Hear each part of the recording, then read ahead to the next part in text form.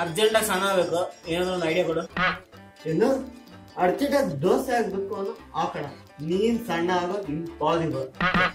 ಯಾಕೋ ಹಾಗಂತೀಯಾ? ಮತ್ತೆ last year new year party ಏನೇನ್ದೆ? ಏನ್ ಹೇಳಿದೆ? ಜಿಮ್ಗೆ ಹೋಗಿ ಸಣ್ಣ ಆಗ್ತೀನಿ ಅಂದೆ. ಸೇರಿದ್ನಲ್ಲ.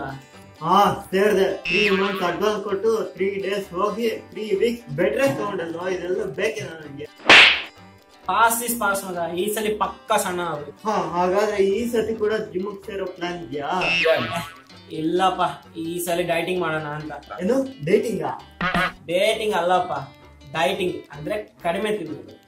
ನೀನು ಕಡಿಮೆ ತಿನ್ನೋದು? ದಿನ ಬಜ್ಜಿ ಬೋಂಡ ಪಿಜ್ಜಾ ಬರ್ಗರ್ ಅಂತ ತಿಂತಾನೆ, ಇವನು ಕಡಿಮೆ ತಿಂತಾನ.